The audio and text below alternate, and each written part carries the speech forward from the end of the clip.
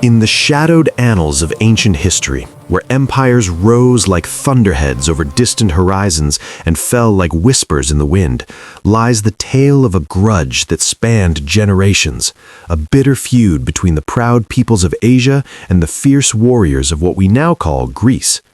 Picture this. Vast seas churning under starlit skies, merchant ships slicing through waves laden with exotic treasures, and kings scheming in marble halls. This is no mere legend, it's the spark that ignited wars echoing through time. And according to those Persians who guard their chronicles like sacred flames, it all began with the Phoenicians, those seafaring wanderers from the crimson shores of the Erythraean Sea. These bold adventurers with sun-bronzed skin and eyes sharp as falcons abandoned their distant homes to carve out new lives on the rugged coasts of the Mediterranean. They built thriving settlements in the land that still bears their mark, and from there they launched epic voyages across the endless blue. Their holds brimmed with the wonders of Egypt, glittering jewels, fine linens dyed in royal purples, and the intricate crafts of Assyria, spices that could make the air itself dance with flavor.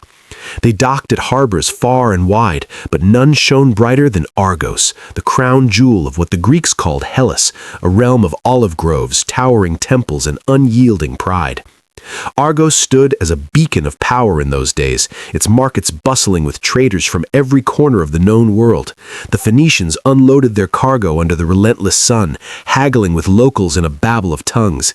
Days blurred into one another, 5, perhaps 6, until their wares were nearly gone, piles of silks and ivory reduced to echoes of their former glory. Then, as if drawn by fate's invisible thread, a procession of women descended to the shore, their laughter mingling with the crash of waves. Among them walked the king's daughter herself, Io, child of Inachus, her grace like a goddess stepping from myth into reality. The Greeks and Persians alike whisper her name with reverence. The women gathered at the ship's stern, fingers tracing the exotic fabrics, eyes wide with wonder. They bartered for trinkets that caught their fancy, beads that shimmered like captured stars, perfumes that evoked forbidden gardens. But in a heartbeat, the scene shattered. The Phoenicians, with a signal passed like lightning from man to man, surged forward in a chaotic rush. Screams pierced the air as the women fled, sand kicking up in frantic clouds. Most escaped into the safety of the hills, but Io and a handful of others were seized, their cries lost to the wind. The captors bundled them aboard, sails unfurling like wings of a predator, and the ship vanished toward the golden sands of Egypt. This, the Persians claim, was how Io reached the Nile's embrace, not by choice, as some tales twisted, but through brute force. And in their eyes, this abduction marked the dawn of injustices, the first drop of blood in a river of retribution. But the Greeks? They spin a different yarn, one that clashes like swords in the night. Time passed, wounds festered, and vengeance stirred.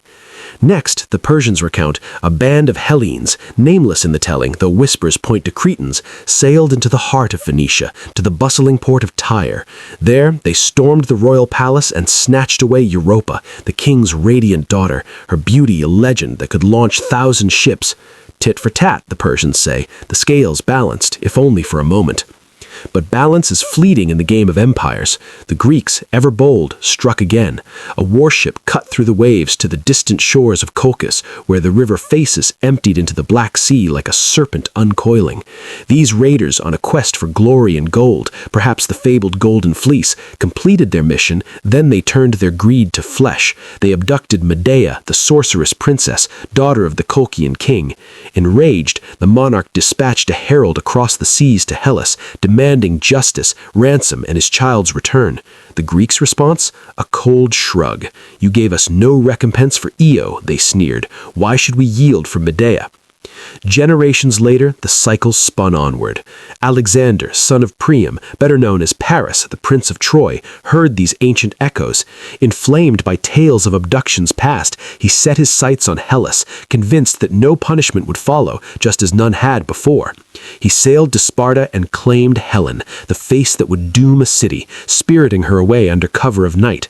The Greeks, outraged, sent envoys thundering to Troy's gates, demanding her return and reparations for the insult. But the Trojans flung back the accusations. What of Medea? You offered nothing then, expect nothing now.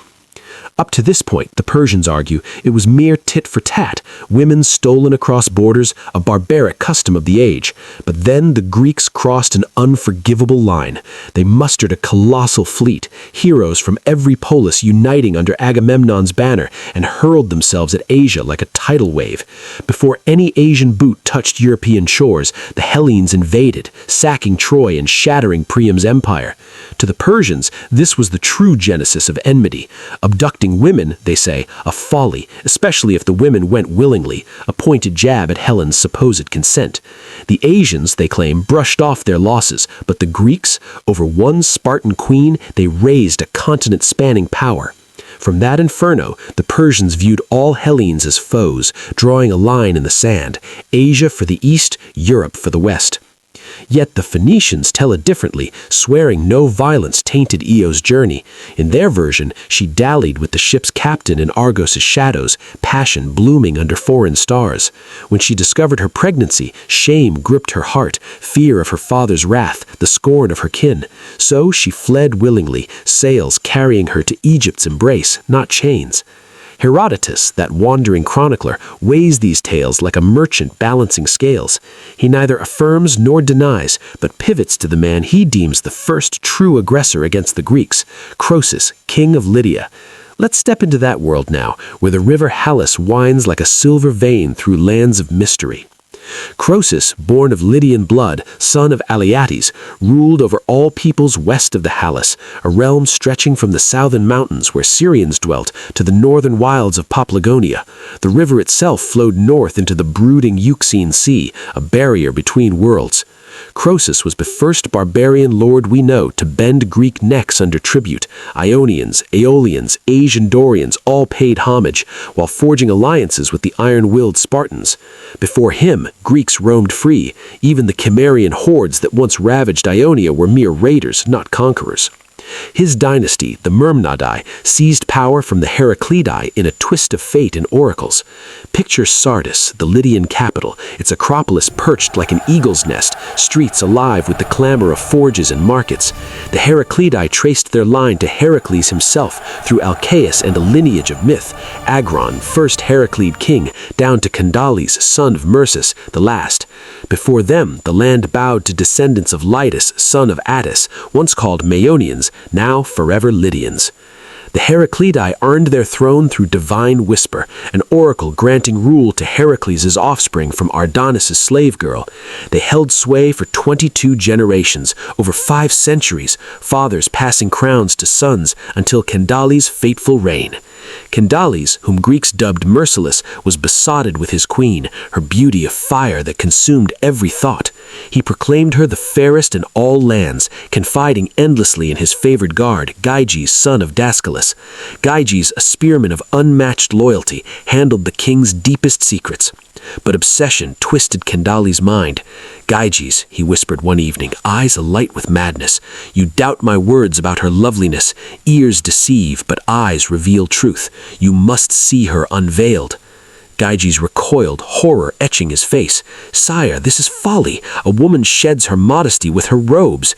Ancient wisdom bids each man gaze upon his own. I believe your praise. Do not command the unlawful." But Candales pressed, soothing fears. "Fear not my test, nor her wrath. I'll ensure she remains unaware." As night cloaked Sardis, he hid Gyges in their bedchamber behind the door's shadow. The king entered first, the queen following, her form illuminated by flickering lamps. A chair stood by the entrance. Garment by garment she redrobed, placing them there, tunic slipping away like a veil lifted from a masterpiece. Gyges beheld her in silent awe, time stretching eternal. As she moved to the bed, back turned, Gyges slipped out, but fate's cruel jest. She glimpsed him in the mirror's gleam or a shadow's betrayal. Shame burned, but she held her tongue, plotting in silence. For in Lydia, as in many eastern lands, nakedness shamed even men. For a queen, it was an outrage demanding blood. Dawn broke, golden fingers piercing the palace. The queen summoned her most trusted servants, then called for Gyges. He arrived unwitting, as he always did, at her beckoning. Her voice, calm as a storm's eye, sliced the air. Gyges, 2 paths lie before you. Slay Candales, claim me and the throne, or die here now for beholding what was forbidden. He who orchestrated this must perish, or you, his unwilling pawn. Stunned, Gyges pleaded for mercy, but her resolute was steel. Necessity demands choice. Live as king or fall as fool. He chose life, whispering, "How shall we strike?" She replied, "From the shadows where he exposed me, as he slumbers." Night fell again, heavy with destiny. Gyges hid once more, dagger cold against his palm. Candales slept soundly, dreams undisturbed. The queen nodded, steel flashed. A gasp, a gurgle, the king was no more. Gyges emerged, bloodied but alive, the throne his by regicide's grim pact. Thus began the Myrmidai era, a dynasty forged in secrecy and vengeance. Croesus would inherit this legacy, his conquests fanning the flames of that ancient quarrel. But that's a tale for another time. In the grand tapestry of history, threads of love, betrayal, and war weave eternally.